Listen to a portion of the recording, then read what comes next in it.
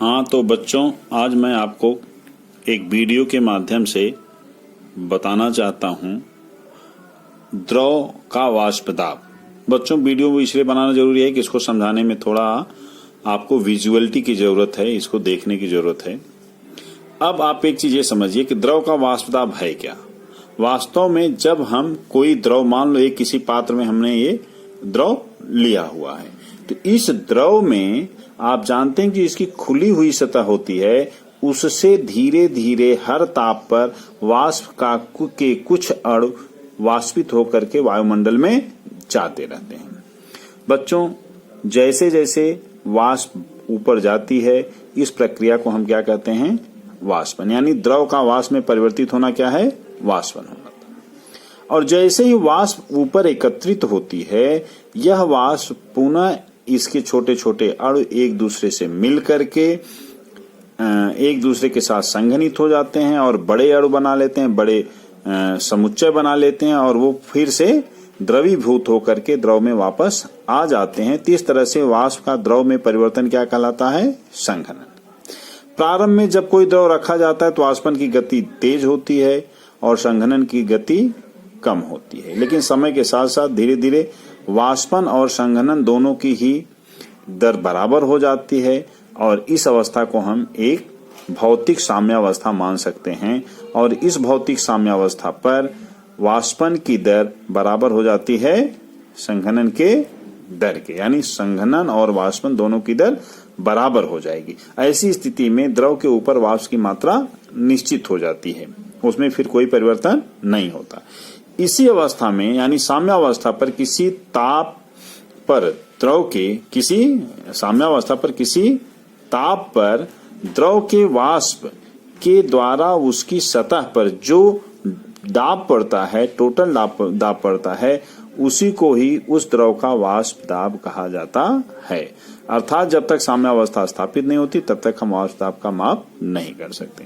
बच्चों, इसके बाद आता है कि वाष्प दाब किन कारकों पर निर्भर करता है। तो मैं आपको बताना चाहता हूं कि वाष्प दाब मूलतः दो चीजों पर निर्भर करता है। पहला है द्रव की प्रकृति। वास्तव में हर द्रव एक ही तरह से या एक ही गति से वाष्पीकृत नहीं होते हैं। जैसे आप एक उदाहरण ले लीजिए, पानी को रख दीजिए, उसका वाष्पन धीमी गति से होता है। स्पिरिट रख दीजिए, उसकी वाष्पन दर तेज है। आप पेट्रोल को ले लीजिए तो उसकी वाष्पन दर बहुत तेज है। तो आप दैनिक जीवन में भी देखते हैं कि भिन्न भिन्न द्रवों के वाष्पन की दर समानता पर भिन्न भिन्न होती है। यह उनकी वाष्पशीलता पर निर्भर करता है, और यह वाष्पशीलता वास्तव में निर्भर करता है अंतर अणुक बल पर। किस पर निर्भर करता है? अंतर अणुक बल पर। अंतर अणुक बल जितना अधिक होगा, द्रव के वाष्पन की संभावना उतनी ही कम होगी, यानी उसका वाष्प दाब उतना ही कम होगा। और अंतर अणुक बल जितना कम होगा, क्षीण होगा, उसके वाष्पन की संभावना उतनी अधिक होगी और उसके वाष्प दाब का मान उतना ही अधिक होगा। अब दूसरा कारक है बेटा ताप। इसको तो आप बहुत स्पष्ट रूप से जानते हैं। जैसे जैसे हम ताप बढ़ाते हैं, द्रव के अणुओं की गतिज ऊर्जा बढ़ती जाती है। चूंकि उनकी गतिज ऊर्जा बढ़ती है, अतः ताप बढ़ाने पर वाष्प दाब भी बढ़ जाता है। तो हम शुद्ध रूप से कह सकते हैं कि वाष्प दाब ताप बढ़ाने पर बढ़ता है और अंतर अणुक बल बढ़ने पर घटता है। बेटा, दूसरा एक महत्वपूर्ण चीज आप जान लीजिए कि इस पूरे अध्याय में जब भी किसी द्रव का वाष्प दाब शुद्ध अवस्था में लिखा जाएगा तो उसे हम P0 से व्यक्त करेंगे। अर्थात P के ऊपर एक छोटा सा डॉट लगा दिया जाता है। अगर डॉट लगा तो इसका मतलब ये शुद्ध अवस्था में किसी द्रव का वाष्प दाब है। अब हम लोग लेशन कौन सा पढ़ रहे हैं? विलयन। हमें देखना है विलयन का वाष्प दाब क्या होगा। इसके लिए हम सबसे पहले एक ऐसा विलयन लेते हैं जिसमें विलेय और विलायक दोनों ही द्रव हैं, और मान लीजिए कि ये द्रव A और B हैं। तो शुद्ध अवस्था में इनका वाष्प दाब P0A हुआ और दूसरे का वाष्प दाब क्या हुआ? P0B। बच्चों, यहां बहुत ध्यान देना है आपको। इसलिए ध्यान देना है क्योंकि अगर हम द्रव को देखें तो शुद्ध द्रव मान लीजिए हम A को ले लिए हैं, तो A के खुले हुए सतह पर केवल A के अणु ही हैं और इनका सांद्रण या इनका घनत्व यहाँ पर अधिक है। अतः जब ये वाष्पित होंगे तो जो वाष्प दाब आएगा वो क्या आएगा, P0A आ जाएगा। अब मान लीजिए हमने विलयन लिया किसका, A व B का। ये क्या है, A प्लस B का विलयन है और ये क्या है, शुद्ध A है। तो जब विलयन आप लेंगे तो विलयन की सतह पर A के अणुओं के साथ साथ बीच में B के भी अणु आएंगे, यानी उतने ही सतह पर A के अणुओं का सांद्रण क्या हुआ, घट गया। तो अगर A के अणुओं का सांद्रण, A के अणुओं का घनत्व कम हो जाएगा तो इनके वाष्पन के चांसेस भी क्या होंगे, कम हो जाएंगे। जब कम अणु ऊपर होंगे तो कम अणु वाष्पित होंगे, ज्यादा अणु ऊपर होंगे ऊपरी सतह पर तो ज्यादा अणु वाष्पित होंगे। इस तरह से हम देखते हैं कि ऊपर A के या B के जाने की संभावना घट जाएगी, अर्थात दोनों ही द्रवों के लिए हम कह सकते हैं P0A शुद्ध अवस्था में वाष्प दाब विलयन में उस अवयव के वाष्प दाब आंशिक वाष्प दाब से सदैव अधिक होता है। उसी तरह से B के लिए भी आप देख सकते हैं, अर्थात शुद्ध अवस्था में किसी भी द्रव का अपना जो वाष्प दाब होता है वो किसी भी विलयन में उसके अपने आंशिक वाष्प दाब से अधिक होता है, किंतु विलयन का कुल वाष्प दाब जो होता है वह सदैव दोनों अवयवों के वाष्प दाब के योग के बराबर होगा। यानी विलयन का दाब, वाष्प दाब अगर हम P मान लेते हैं तो किसके बराबर है, PA प्लस PB के। और इसका मान आप आगे चल के देखेंगे कि सदैव P0A और P0B के मध्य होगा, यानी जिस द्रव का वाष्प दाब अधिक होगा उससे विलयन का वाष्प दाब कम होता है और जिस द्रव का वाष्प दाब कम होता है उससे विलयन का वाष्प दाब सदैव अधिक होता है। इसको आप ग्राफ के माध्यम से आगे समझेंगे।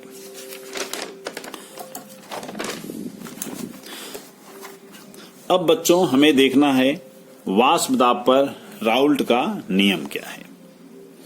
देखिए राउल्ट का नियम द्रवों के वाष्प दाब के लिए दिया गया है और इस नियम के अनुसार किसी दिए गए ताप पर किसी विलयन में किसी द्रव अवयव का, हमने इसको इसलिए लिख दिया है कि कभी कभी ठोस को भी हम द्रव में घुलनशील करते हैं और द्रव को भी द्रव में हम घुलनशील करते हैं। वास्तव में अभी हम द्रव में विलयन पर ही चल रहे हैं, लेकिन आप इस नियम को आगे भी अप्लाई कर पाएं इसलिए मैंने यहाँ पर द्रव अवयव स्पेशली लिखा हुआ। तो बेटा इस नियम के अनुसार किसी दिए गए ताप पर किसी विलयन में किसी द्रव अवयव का वाष्प दाब उसके शुद्ध अवस्था में वाष्प दाब, मान लो कोई ith कंपोनेंट है, इंडिविजुअल कंपोनेंट को हम I से रिप्रेजेंट करते हैं, P0I है तथा विलयन में उसका मोलर प्रभाज XI है, तो विलयन में इसका अपना आंशिक वाष्प दाब PI, P0I और XI यानी शुद्ध अवस्था में वाष्प दाब और मोलर प्रभाज के गुणनफल के बराबर होता है। अतः हम कह सकते हैं कि द्रव A व B के लिए विलयन में PA इक्वल टू कितना हो जाएगा, P0A इंटू XA, और अगर हम B कंपोनेंट ले लें तो PB इक्वल टू कितना हो जाएगा, P0B इंटू XB।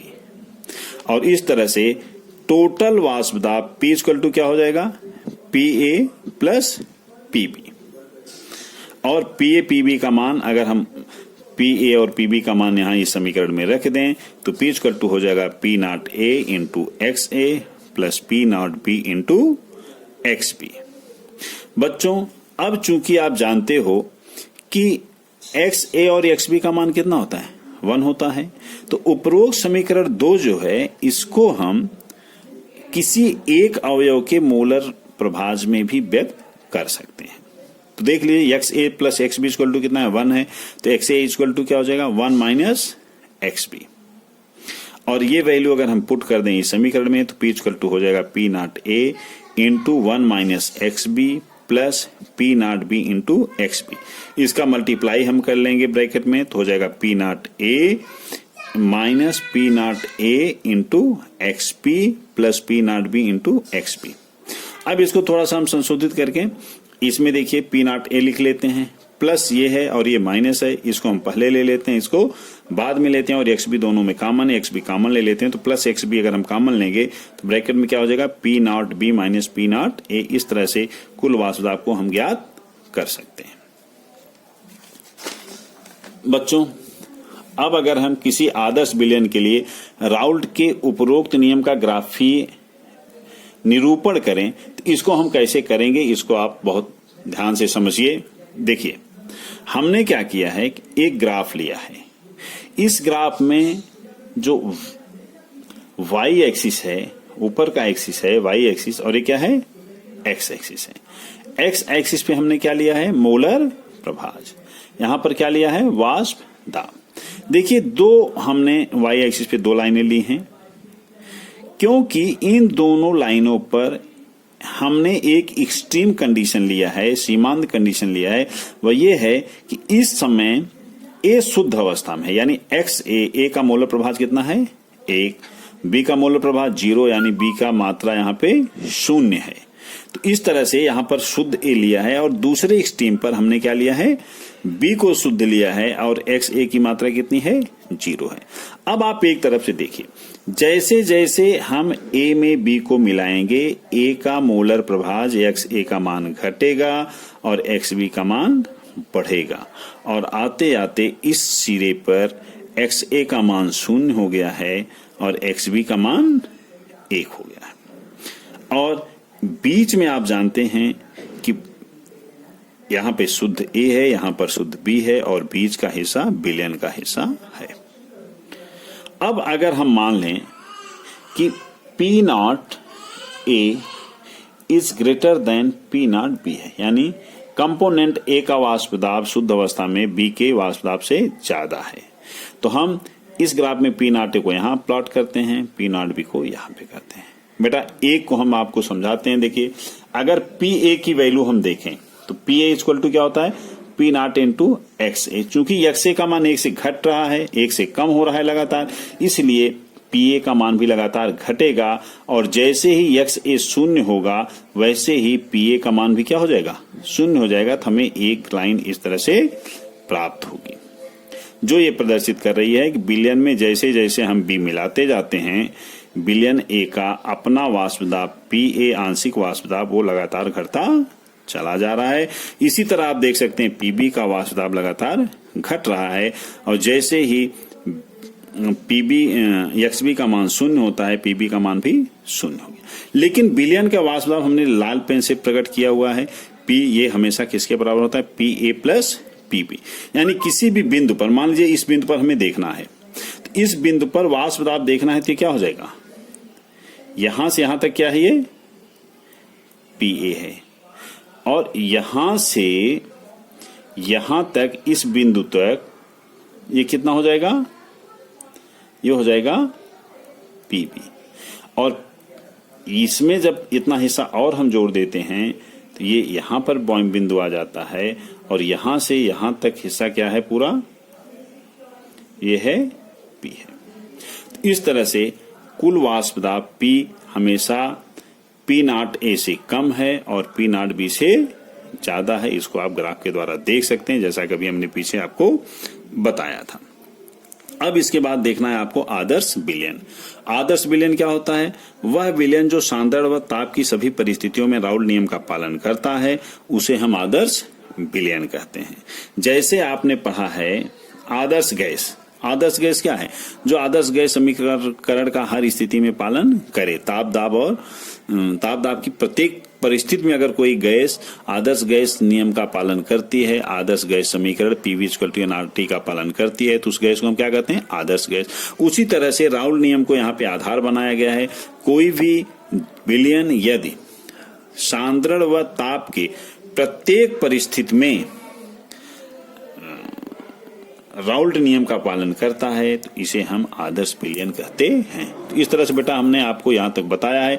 एक वीडियो दूसरा आगे हम आपको आदर्श और अनादर्श विलयन के लिए भेजेंगे, लेकिन तब तक आप इसको पढ़िए, इससे संबंधित न्यूमेरिकल करिए। कल हमने जो न्यूमेरिकल भेजा था उसको भी आप सॉल्व करिए। कोई प्रॉब्लम हो तो हमसे तुरंत संपर्क करिए। धन्यवाद।